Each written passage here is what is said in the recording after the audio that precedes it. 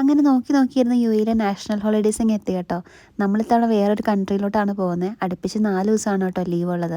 അപ്പോൾ നമ്മളിത് എയർപോർട്ടിലെ ലോഞ്ചിലാണ് വന്നിരിക്കുന്നത്. ഇന്ന് ഇവിടുന്ന് നമ്മൾ കുറച്ച് ഫുഡൊക്കെ കഴിച്ചിട്ടാണ് കേട്ടോ പോകുന്നത്. എല്ലാ തവണയും ലോഞ്ചിലൊക്കെ കയറണമെന്ന് ഓർത്ത് വരും, പക്ഷെ നമ്മൾ ആകെ റഷായിട്ടായിരിക്കും വരുന്നത്.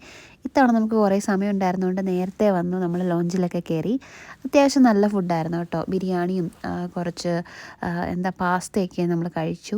പിന്നെ നമ്മൾ നേരെ ഫ്ലൈറ്റിലോട്ട് കയറുകയാണ് കേട്ടോ. എനിക്ക് ഫ്ലൈറ്റിൽ കയറി കഴിഞ്ഞാൽ നല്ലപോലെ ചെവി വേദന എടുക്കും.